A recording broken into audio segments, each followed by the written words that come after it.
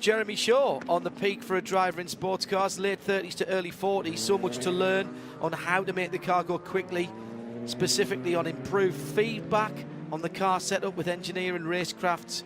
All takes time to master, and drivers need the opportunity to learn, and that can only happen with time, says Dion. I'll tell you what, if you want to learn a bit about driving, have a look at his, he's got Driver 360 that he's been doing. Some great video tutorials that Dion's been putting together on the web. Video tutorials, go to the Road Racing Drivers Club website as well, safeisfast.com. SAFE is an acronym for Skilled, Assured, Fit and Empowered. It's a free website. There's a lot of fantastic information on there for all different aspects of the sport. The site that John is talking about also is very valuable as well. There's a lot out there on the web you can learn about. If you want to become a racing driver, and let's say every aspect is covered on the RODC's website, safeisfast.com. Or if you are a racing driver and you're still learning, and frankly every time you go out in a car you're learning. It's like flying. So opening gambits about to be laid down. Pit lane speed violation for the number 32 car. That's the United Autosport Ligier. And that car with who on board hasn't come through yet. Yes, it will be there. Bruno Senna, I think, went out in it. Yes, you're right. I thought that was his helmet that I saw going out. Yes, Bruno Senna Lally, as it says here. Robert French in the 37 car, Pato O'Ward in the 38, a couple of Oregas there, Colin Brown in the 54 Origa, Scott Sharp in the number 2 Nissan Ligier, Philippe Albuquerque in the number 5 Cadillac Delara, the 2 Acuras, Dane Cameron, Elio Castro Neves, Renger van der Zande in the 10 Cadillac, Alex Popao Caraja. Everybody's getting their Sunday names here on Thursday. I love it. I'm waiting for the screen to display Ferdinand Habsburg. Yeah. You'll need 2 or 3 screens for that. Indeed, yes. Yeah, we put it into 16:9, so it goes all the way across. Philippe. I mean, if he's leading a race or coming out to the checkered flag, you want to say his full name, you better start about a lap and a half before the end, I reckon. Fernando Alonso is qualifying the 23 United Autosport car. That's interesting as well. Felipe Nasr in the 31 Cadillac. There's some big names out there. Nico Lapierre in the Nissan number 22, the Nissan Ligier. And now the times will start to come in as the cars come through. Alonso in that red, white and blue United Autosports car. Zach Brown is here. And remember, we got the news through from IMSA earlier on today that the homologation for the GT Le Mans cars and the DPIs and LMP2s extended by a year each because of the way that the FIA World Endurance Championship season is going to spread into 2 years, start in the autumn, in the fall, and then go through to Le Mans of the following year. So that's great news for continuity for these teams. They know that the equipment that they have got is going to be an extra year to be able to be raced. At least, hopefully. Well, yeah, at the absolute least. Isn't least. it? That's the minimum. Yeah, good point, Jeremy. If it ain't wrong, if it ain't broke, don't fix it, is my motto. Well, Yeah. it's a very, very interesting time in sports car racing, in world sports car racing indeed, with the top class in a state of flux at the moment. We wait to see the entry list for Le Mans and how many of the IMSA teams will get their places. That's the 9th of February. Off at the West Horseshoe, and that is the 22 car that's gone off, and that was an impact. Nico Lapierre at the wheel, an impact to the left front, just missed his braking. It's a long way round the corner, John, isn't it? It is. Look out of our window here, you can see. It's a long way round the corner. I'm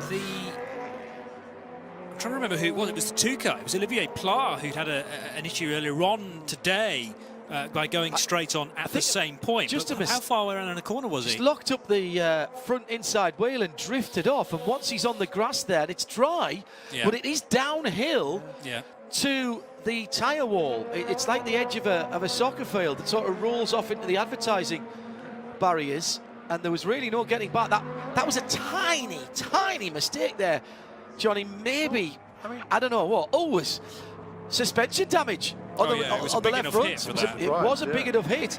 Suspension damage, front bodywork damage to the left-hand side, and that Continental tyre is going to take a pounding on the way around because the left front wheel isn't turning. Oh my goodness! Yeah, that's not what you expect from somebody of Nicolas Lapierre's skill and experience. It goes to show the pressure that all these guys are under, Jeremy. It does. You know, I think qualifying is pretty important. I'd agree. In the prototypes, I really do. Generally in a 24-hour race, not so much, but with so many cars and being so tightly packed together, you don't want to be passing a whole bunch inside from the back. Nico's only his second time here, didn't finish last year, and he's got a job on his hands to get that car back. Well, yeah. I'm not sure he's going to be able to do that. He wants to get that car out of the way. Elio Castro Neves in the it's way off the 7 track. Acura into second place last time around, but it's now third as Colin Brown and Felipe Nasr have both gone quicker. 31 Felipe Nasr in the Cadillac, 1:37.1. But Castro Neves is on another quick lap. Yeah, Castro Neves set the best time of the weekend so far, 1:37.036 this morning. And I reckon he did 4 laps quicker than anybody else this morning. Already now, Felipe Nasr showing the pace of that Cadillac. But it's 2 Oregas behind him. The 54 Court Autosport, Colin Brown in second by just a 10th, and then Pato O'Ward in the 38, the mighty 38, up into and there's Alex Brundle gone up into 4th position.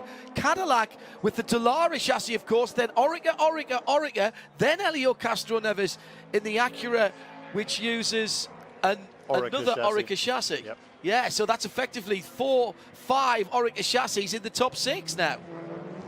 Lapierre's parked it, by the way. Make that now 6 out of 7. Yeah. Because Robert Freinch up there now as well. Yeah. And Simon Trummer. Just to confirm, Nicolas Lapierre has not continued around. He's parked it up. He's just onto the grass into turn 1. And he's gone the safe side of the concrete wall. Yeah, on the inside. Yeah, I can just about see him away in the distance there, the bright Tequila Patron ESM, and I think that's actually him stepping out of the car now as well. Sensible, because the front left wheel just wasn't rotating. Yeah, Renger van der Zande then second, 1:37.142 for Felipe Nasr in car number 31. That becomes a 1:37.051 for Philippe Albuquerque in car number 5. It is now at the top. So all of a sudden, it's Cadillac. We were kind of used to that at the Roar before the 24 a couple of weeks ago, and now we're back to Cadillac 1, 2, 3. Felipe Nasr in the 31 Whelen Engineering car. A little bit of a change. But not for long. He's down to 4th before I even sort of got the sentence out. Slight change in livery for that 31 car. Don't forget the official spotless guide for the IMSA WeatherTech Sports Car Championship. Andy Blackmore once again has been working his magic and burning the midnight oil last night with some livery changes, and the BMW being unveiled last night to an expectant crowd down at Daytona Beach on the shoreline there, and a handsome beast that is Colin Brown, Orica from Cadillac. Philippe Albuquerque by 0.010 of a second. We've got 3 cars in about half a tenth. Well, look at the combinations. 7 cars in a 10th and a half. Orica Cadillac, Orica Cadillac, Orica Cadillac. There's a pattern there.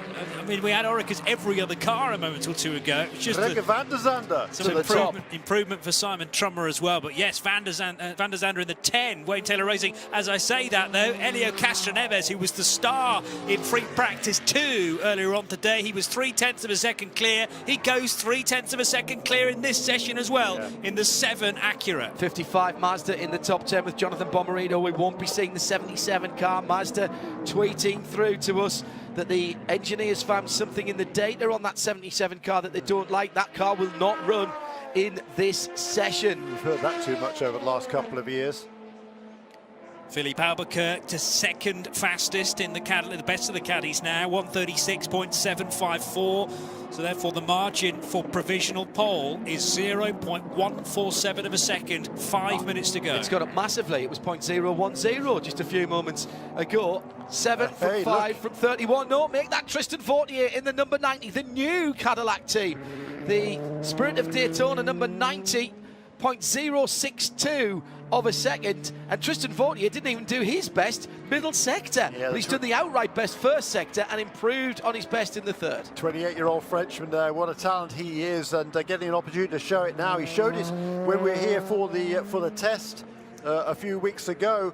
It was actually Felipe Nasr who nipped him right at the end in the number 31 car at the test, at 135.8. Since then, the Cadillac's been slowed down a little bit, got a little bit less horsepower now because of an engine air restrictor change to the balance of performance, and it seems to be working. It's really close, but Cadillacs, 3 of the Cadillacs up on the front, but look, we've got a new fastest lap, and what a benchmark there by Helio Castro-Neves, 136.090. Interestingly though, the other Acura though, only down in 11th, but barely, not even a second away from his teammate, Dane Cameron, 11th position, 0.996 of a second away, as Felipe Nasr goes into second place there, does he? Somebody's just improved. Yes, it was Felipe Nasr. That's the Whelen Engineering car, the red and white car with a bit of grey on it. And it says a lot about these Continental tyres, doesn't it? Because we go faster and faster and faster. We're inside. We've still got more than 3 minutes to go. I love this, Jeremy, because it does prove it can be done. A tyre that gives consistent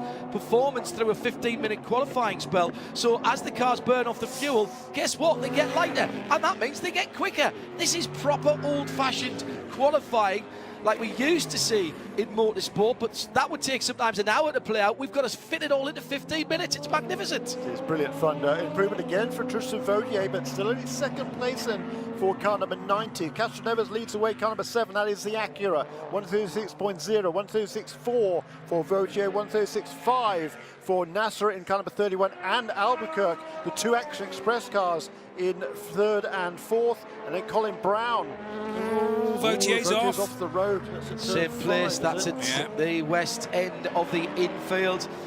And that's careful when you rejoin there as well. Completely nosed up his next lap as well. He was on a bit of a roll there. He'd done a couple of quick laps in succession, culminating in that 36.472 that put him into second place. Another 36.2 last time around for Castro-Neves. So as in the previous session, this earlier on this afternoon, he did 4 laps, I believe it was, quicker than anybody else. He's now done 2 faster than anybody else. And Jeremy improved his time in the first sector there, as Felipe Nasr has in the last. So keep an eye on the number 31 car. Through comes Colin Brown, up on the high side of the banking, down towards us now at the start-finish line. Through the tri-oval. And that white, orange and black number 54, the Core Autosport, now breaks down through the transition. Doesn't quite improve there, Colin Brown. He was quicker in the middle sector, but not quite quicker overall. Pato Award an improvement in car number 38 for Performance Tech Motorsports. The reigning champion, of course, in the PC class, moving up. What a great effort that is by the young Mexican.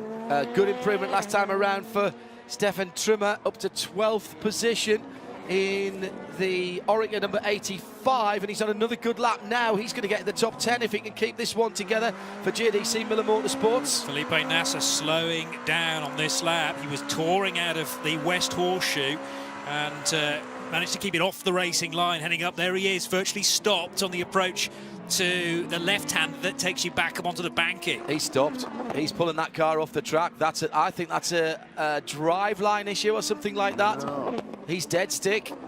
Off the circuit, 40 seconds to go. Patricio Ward, what a talent this young man is. 18 years of age, driving one of these big prototype cars. The champion last year in PC, 8 starts. He never qualified the car, but he had 8 fastest laps. Philippe Albuquerque coming round. He might improve. Renger van der Zande already has the 10 car in second. Castro-Neves hails to the fit. Albuquerque goes to, second. Second by 0.2 of a second, 36.3.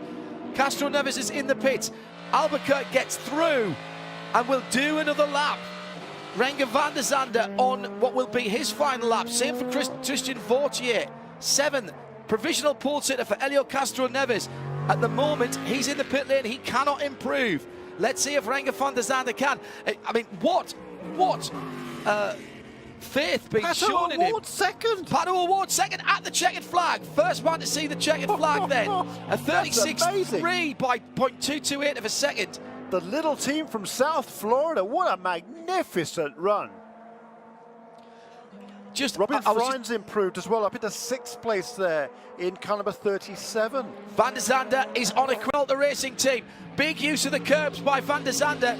Great show of faith in the new driver to the team as he's coming through NASCAR Turn 4 now. Quicker in the first session than Award for 2nd place, slower in the 2nd sector. What can he do in the final run to the checkered flag? Needs to do it in about 19.8 seconds to get onto the front row, 19.7 to take pole position. 191 miles an hour through the speed trap, and it's pole! It's pole for the Cunningham and Alta Racing team and for Renger van der Zande by 0.007 over Helio Castro Neves. Licensed to thrill in those numbers, the 10 from the 7, and Philippe Albuquerque comes through onto the inside of row 2 with Pato O'Ward on the outside in 4th position. Colin Brown still out there, but Ward improved. Extraordinary stuff in the first qualifying of the season, remember. What a way to set out your stall. Renger van der Zande, new to the team, but on the front row. 7 thousandths of a second, and Helio Castro Neves could not provide a reply because the 7 Acura was already on pit road. Castro Neves thought he'd done enough. Crushed. He's a dejected man. Well, I mean, he's only started the IMSA WeatherTech Sports Car Championship prior to this weekend, was Petit Le Mans last year. He put the car on pole there, you remember, and how thrilled he was with that. And he was within moments, wasn't he, of 2 poles. All the press around that car, they're now going to have to shift up. Run down, they've just heard it. Joe Bradley was there waiting to get the interview with Helio, nipped right at the See you later.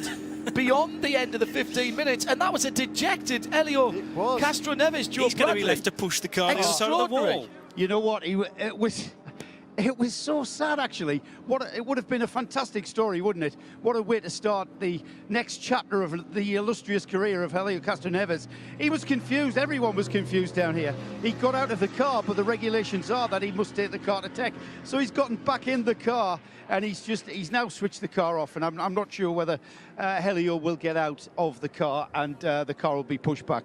But it's Shea Adam who's going to be up there to get our pole interview, guys, as Helio Castro Neves is shaking his head. I was looking forward to seeing that Castro Neves smile. Unfortunately, I'm seeing that Castro Neves shake of the head. He's staying in the car and he's going to be taking the car back to tech. What a fantastic start of this season. Good point, Joe. He's got to get back in the car and he has got to take it to tech. The team cannot touch that car. Otherwise, they will lose all of their laps. So it will have to be refired and sent with Helio at the wheel as Renger van der Zande, 1 finger in the air, 2 thumbs up now from Wayne Taylor to his new recruit who brings the glossy black Cadillac to a halt. The top